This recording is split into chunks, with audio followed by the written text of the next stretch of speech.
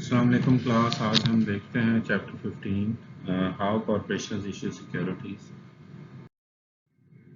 इसमें हम टॉपिक जो कवर करेंगे वो वेंचर कैपिटल के कॉन्सेप्ट के बारे में है। इनिशियल पब्लिक ऑफरिंग्स कैसे होती हैं, जो न्यू इशू प्रोसीजर्स हैं, इसके अलावा जो इनिशियल पब्लिक ऑफरिंग्स के अलावा वो क्या हैं, security sale by public companies, खासतौर पे राइट इशू के बारे में हम देखेंगे।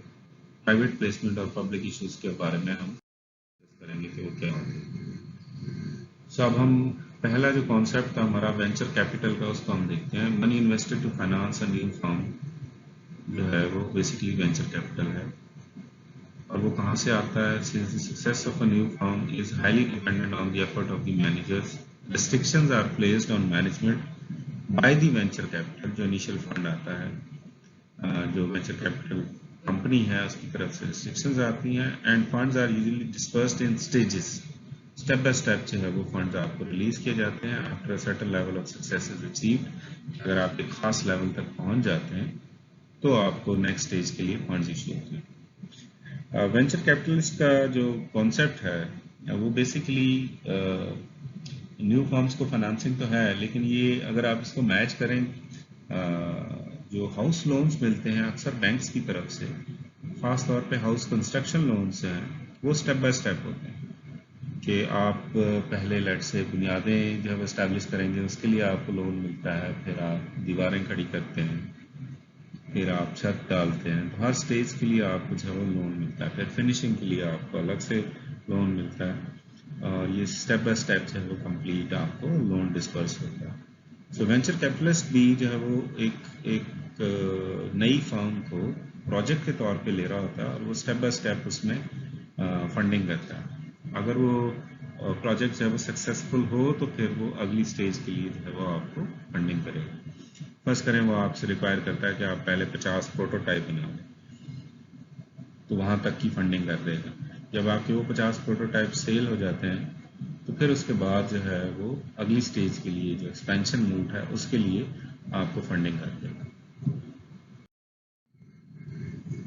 सो फर्स्ट स्टेज जो है वो मार्केट वैल्यू बैलेंस शीट। अगर हम देखें वेंचर कैपिटल के एस्पेक्ट में $1 मिलियन की बात हो रही है। सो एसेट्स और लायबिलिटीज जो है वो अगर आप डिवीजन देखें, सो नई इक्विटी से जो आपको कैश आ रहा है वो 1 मिलियन है, और अदर एसेट्स आपके 1 मिलियन है, टोटल वैल्यू आपकी 2 मिलियन बन रही है। लाइबिलिटीज और इक्विटी देखते हैं तो आपकी ओरिजिनल जो इक्विटी है वो 1 मिलियन की है, लेकिन जो new equity from venture capitalist है वो भी आपको 1 मिलियन है। तो इस तरह से स्टेप बाय स्टेप जो है वो आपको मिलेगा। तो फर्स्ट स्टेज में वो इक्वल कंट्रीब्यूट। सेकंड स्टेज में अब ये देखिए कि आपकी जो इक्विटी फ्रॉम फर्स्ट स्टेज थी वो $5 मिलियन हो गई है, तो अब आप इससे आगे बढ़े। सो नई इक्विटी आने से आपको कैश मिलेगा 4 मिलियन का, और वो कहाँ से आ रहा है? वो बेसिकली वेंचर कैपिटल से आ रहा है। सो इक्विटी फ्रॉम सेकंड स्टेज वो 4 मिलियन। सो आपकी जो ओरिजिनल इक्विटी है वो 5 मिलियन खड़ी है, उसमें एक्सपेंशन आ गई है। फिक्स एसेट्स आपके 1 मिलियन के ही हैं, लेकिन आपके जो अदर एसेट्स हैं वो इंक्रीज कर गए हैं 9 मिलियन की। सो आपकी जो टोटल वैल्यू है बैलेंस शीट की लेफ्ट हैंड साइड और राइट हैंड साइड पे वो 14 मिलियन की बन गई। सो अगर यूएसए में वेंचर कैपिटल इन्वेस्टमेंट्स को हम देखें तो 93 में आपको ये नज़र आता है कि $3.7 मिलियन की इन्वेस्टमेंट थी, जो कि बढ़ते बढ़ते 106.2 मिलियन तक पहुंच गई इन ईयर 2000। और यहाँ .com बबल बस्ट होने के बाद जो है वो बेसिकली वेंचर कैपिटलिस्ट में जो इन्वेस्टमेंट है लोगों की या कंपनियों की, वो with the passage of time थोड़ी कम हुई, और ये 2008 में फिर इसने पीक जो वो पकड़ी है, और 2014 तक जो है वो ये तकरीबन 200 मिलियन तक चली गई। सो आपको ये अपॉर्चुनिटी जो है वो मार्केट में अवेलेबल है और आप इसको यूटिलाइज कर सकते हैं।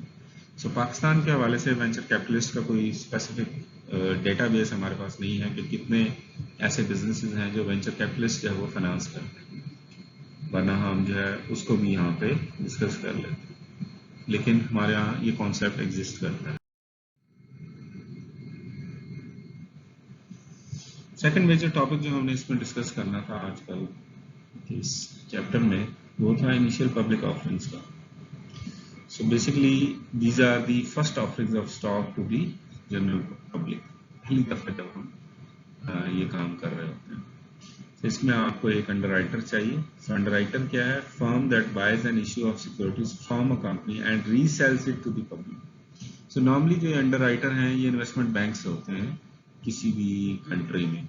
सो हमारे यहाँ अगर हमने इनिशियल पब्लिक ऑफरिंग करनी है तो हम जो इन्वेस्टमेंट बैंक्स हैं उनको ऑन बोर्ड ले सकते हैं, और जितने भी हमारे कमर्शियल बैंक्स हैं उनके इन्वेस्टमेंट बैंक्स मौजूद हैं, तो वो कमर्शियल बैंक्स जो है वो आपको फैसिलिटेट कर सकते हैं इस अंडरराइटिंग फैसिलिटी के लिए।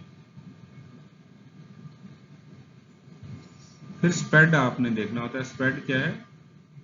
It is the difference between public offer price and the price paid by the underwriter. तो ये जो स्प्रेड है ये basically organisation to organisation vary करेगा। सो ये बेसिकली इन्वेस्टमेंट बैंक का जो है वो प्रॉफिट है एक तरह से, ये समझिए। आपने 50 लाख के शेयर्स इशू करने हैं और लोगों से जो है वो 50 लाख उस अंडरराइटर ने आपको लेके देने, लेकिन वो ये कहता है कि आपको 45 लाख मिलेंगे। इसका मतलब ये है कि इसमें स्प्रेड कितना है? 5 लाख का। सो ये 5 लाख जो है वो जो फैसिलिटेटर है इन्वेस्टमेंट बैंक जिसने आपके शेयर्स को अंडरराइट किया है, वो एज अ कमीशन फी जो भी आप नाम दे दें वो प्रॉफिट के तौर पे इस स्प्रेड को चार्ज करते हैं। ये डिफरेंस जरूर होता है। फिर प्रोस्पेक्टस जो है वो फॉर्म की बनती है। It's the formal summary that provides information on the issue of securities. ना सिर्फ इश्यू ऑफ सिक्योरिटीज की इंफॉर्मेशन होती है, इसमें कंपनी की इंफॉर्मेशन भी होती है कि कंपनी क्या है, क्या करना चाहती है और फ्यूचर आउटलुक उसकी क्या है। फिर एक कॉन्सेप्ट है अंडर प्राइसिंग का। Issuing securities at an offering price set below the true value of the security. फर्ज करें 10 रुपीज पार वैल्यू का शेयर है, कंपनी कहती है चूंकि हम फर्स्ट टाइम ऑफर कर रहे हैं मार्केट में, हम इसको अंडर प्राइस कर देते हैं, हम इसको 9 रुपए में बेचेंगे ताकि इन्वेस्टर्स इस शेयर्स को परचेज करने के लिए अट्रैक्ट हो जाए हमारे पास। So that is why they are underpriced. लेकिन जो एस्टैब्लिश्ड फर्म्स हैं उन्होंने अगर नए शेयर्स फर्स्ट टाइम इशू करने हो तो वो प्रीमियम पे भी इशू कर सकते हैं क्योंकि उनकी परफॉर्मेंस ऑलरेडी जनरल पब्लिक को पता है। सो ये वो ओवर प्राइसिंग का कॉन्सेप्ट है।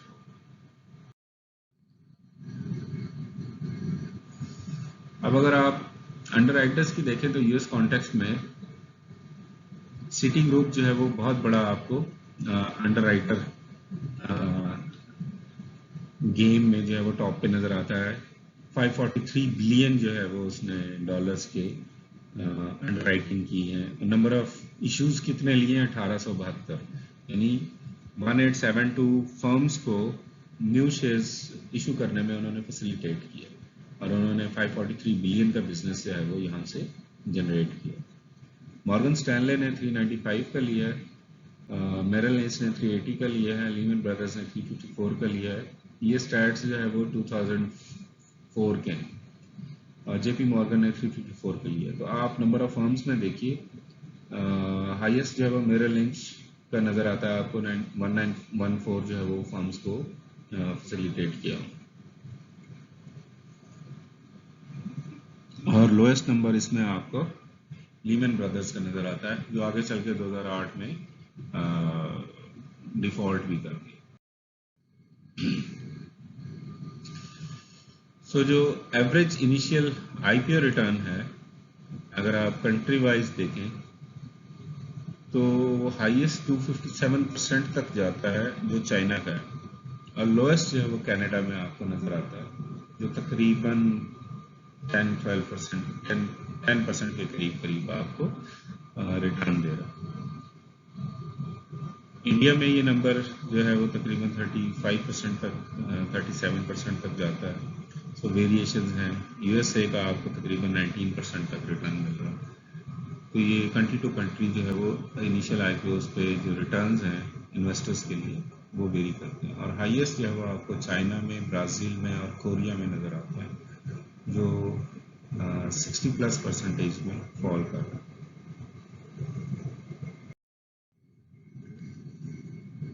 अब अगर हम एवरेज एक्सपेंसेस की बात करें तो वो भी हमारे पास एक स्टैंडर्ड जो है वो हमारे पास अवेलेबल है कि जो अंडरराइटर्स हैं वो कितना एक जो है वो अपने लिए कमीशन आपको चार्ज कर सकते हैं। सो अगर आप टोटल कॉस्ट देखें, तो अगर आप वैल्यू ऑफ शेयर्स 2 से लेके 9.99 मिलियन तक के इशू करते हैं तो आपको टोटल कॉस्ट तकरीबन 25.16% पड़ती है। ये डाटा है 90 से 94 तक का। और अगर आप हाईएस्ट को देखें 500 मिलियन एंड अबव के शेयर्स आप इशू करवाते हैं तो आपको जो टोटल कॉस्ट है वो 10.36 पड़ रही है। इसका मतलब ये है कि आपको एज ए होल जितना ज़्यादा आप इश्यूज जो है वो अंडरराइटर के साथ डील करेंगे वैल्यू ऑफ इशू को, तो उस वैल्यू ऑफ इशू की बेस पे आपकी जो कॉस्ट है वो डिक्लाइन करती जाएगी। एक दूसरा एस्पेक्ट अगर आप देखें ओवरऑल इश्यूज पे आपको एवरेज कॉस्ट कितनी पड़ रही है वो 18.69% पड़ रही है। तो इसका मतलब ये है कि जो न्यू इशूअर है इनिशियल पब्लिक ऑफरिंग में जब अंडरराइट करेगा तो उसे कम से कम 20 से 25% कॉस्ट ज़रूर बियर करनी पड़ेगी।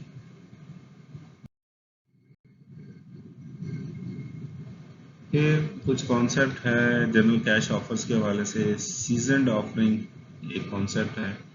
It's a sale of securities by a firm that is already publicly traded. ऐसी फर्म जिसकी सेकेंडरी मार्केट में ट्रेडिंग हो रही है सो वो सीजनड ऑफरिंग कर सकते हैं, यानी वेल एस्टैब्लिश्ड फर्म है उसकी ऑफरिंग हो रही है। फिर जनरल कैश ऑफरिंग का कॉन्सेप्ट है it's a sale of securities open to all investors by an already public company. जो पब्लिक कंपनी है जो ऑलरेडी एग्जिस्ट कर रही है वो तमाम इन्वेस्टर्स को जो है ऑप्शन देते हैं कि हम सिक्योरिटीज इशू कर रहे हैं, आप आके हमसे परचेज कर। ये काम हम क्यों कर रहे हैं? ऑलरेडी एग्जिस्टिंग फर्म्स अंडरराइटिंग की बजाय ये काम जब करती हैं तो बेसिकली ये जो कॉस्ट हमने अभी देखी है 25% तक कॉस्ट होती है, उस कॉस्ट को सेव करने की कोशिश कर रहे हैं। फिर एक और टेक्निक है शेल्फ रजिस्ट्रेशन की। It is basically a procedure that allows firms to file one registration statement for several issues of the same security. So stages में जो है वो इशू कर रहे हैं, लेकिन वो सेवरल इश्यूज हैं, लेकिन आप जो है वो रजिस्ट्रेशन स्टेटमेंट एक ही दफ़ा जो है वो फाइल करेंगे, तो ये शेल्फ रजिस्ट्रेशन कर रहे हैं। फिर प्राइवेट प्लेसमेंट का कॉन्सेप्ट है। It's basically sale of securities to a limited number of investors without a public offering. So हम selected कुछ individuals को बुला लेते हैं और उन्हें कहते हैं कि हम अपनी कंपनी के शेयर्स इशू करने जा रहे हैं, if you are interested तो हम आपको प्राइवेटली प्लेस कर देते हैं। तो इसमें ये बल्क क्वांटिटी में जो इंडिविजुअल इन्वेस्टर्स हैं या इंस्टीट्यूशनल इन्वेस्टर्स हैं उनको ये सेल कर देते हैं। इससे उनका जो कमीशन है या जो कॉस्ट एट्रीब्यूटेड टू इशूइंग था वो मिनिमल हो जाती है। अंडरराइटिंग स्प्रेड्स अगर आप देखें तो आपको कॉमन स्टॉक्स में जो आईपीओस थे, बिल्कुल फ्रेश जो कंपनीज थी उसकी उसने 5 एग्जांपल्स हमारे सामने रखी हैं। बफेलो वाइल्ड विंग्स की जो है वो 45 मिलियन के इश्यूज थे और उसको अंडरराइटर का जो स्प्रेड था उसमें 7% था। इस तरह कार्टर्स इंक्लूडिंग की 119 मिलियन की थी लेकिन उस पर भी 7% था। जेनीटॉप कॉर्पोरेशन की 41 मिलियन की थी और 7% था। इंटरनेशनल स्टील ग्रुप की अगर आप देखें 462 मिलियन की थी जिसकी वजह से उसे 6.5% स्प्रेड पे करा। ये 2003 का डाटा है। सीजन जो फर्म्स थी जनरल केबल उसको 5.5% पड़ रहा है, बिग 5 स्पोर्टिंग गुड्स कॉर्पोरेशन को 5% पड़ रहा है। और आप इसी तरह सीक्वेंस में आप देखते जाएं तो आपको कॉस्ट जो है वो सीजन्स की कम मिलती हैं एज कम्पेयर टू जो फर्स्ट टाइम इशूअर्स हैं of the stocks in general public. अगर आप डेट पे देखें तो उस पर आपकी जो कॉस्ट है वो बहुत कम है। 0.6% है स्प्रेड, 0.5% है, 0.8% है, 1% है। और जनरल मोटर्स के डिबेंचर्स जो थे जो 2033 में रिटायर होने उस पर 1.8%, लेकिन उसकी क्वांटिटी भी जो है वो बहुत ज़्यादा थी, 4000 बिलियन के अमाउंट के जो है वो डिबेंचर्स इशू किए हैं। फिर कॉन्सेप्ट है राइट इशू का। राइट इशू क्या है? Issue of securities offered only to current stockholders. So पहला हक जो है वो स्टॉक होल्डर्स का, सो इसलिए अगर उन्हें आप इशू कर रहे हैं तो ये राइट इशू कहलाएगा। इसकी एग्जांपल अगर हम देखें, Lafarge corporation needs to raise 1.28 billion euros of new equity. The market price is 60 euros per share. Lafarge decides to raise additional fund via 4 for 17 rights offer. जिसके पास 4 शेयर हैं उसको 17 shares मिलेंगे rights offer eight 41 पर share. So market price 60 है, लेकिन right issue में वो जो एग्जिस्टिंग शेयर होल्डर्स हैं उन्हें 41 यूरोस का वो इशू कर रहे हैं। If you assume 100% subscription, what is the value of each right? So her right की वैल्यू क्या बनेगी? सो 41 यूरोस जो है वो पर शेयर जो है वो हमारे पास बन रहे हैं। सो 4 for 17 बन रहा था, तो इसका मतलब ये है कि आप जिसके पास 4 हैं उसको 17 इशू करेंगे, तो 17 इंटू 41 करेंगे तो आपके पास 17 शेयर्स की वैल्यू आ जाएगी। उसको आप जो है फिर देख सकते हैं कि आपने एक राइट आपका जो मिला है 4 के अगेंस्ट, उस पर आप डिवाइड करके उसको कैलकुलेट कर सकते हैं जो एग्जिस्टिंग शेयर होल्डर है उसको एक राइट पे कितनी एक कॉस्ट है वो पड़ रही है या वैल्यू उसकी टोटल। सो उसी को जब हम सॉल्व करते हैं तो करंट मार्केट वैल्यू क्या है? 17 इंटू 60 वो 1020 बन रहा है, क्योंकि 17 शेयर्स मिल रहे थे ना, 60 का मार्केट वैल्यू। और टोटल शेयर्स उसके पास जो अभी हैं वो 17 प्लस 4 21 है। अमाउंट ऑफ फंड्स कितने चाहिए उसे? 1020 तो चाहिए इसको, और 4 जो है वो उसको 41 के हिसाब से मिल रहे हैं, तो टोटल वैल्यू जो है वो 1184 बन जाती है। सो न्यू शेयर प्राइस जो है वो जो इस्टेब्लिश होगी वो 1184 डिवाइडेड बाय 21 करेंगे तो 56.38। सो ये एवरेज मार्केट प्राइस होगी जो आपकी इस्टेब्लिश होगी। सो वैल्यू ऑफ राइट कितना बन रहा है वो आप बड़े आराम से कैलकुलेट कर सकते हैं। जो 56.38 है और उसमें से आप माइनस करेंगे 41, तो आपको पता लगेगा कि असल में आपको जो बेनिफिट मिल रहा है वो 15.38 का है, ना कि 60 माइनस 41 19 का। तो ये आपने ध्यान में रखना। ओके जी, यहाँ तक आज का चैप्टर कंक्लूड होता है। If you have any curies please ask. Thank you.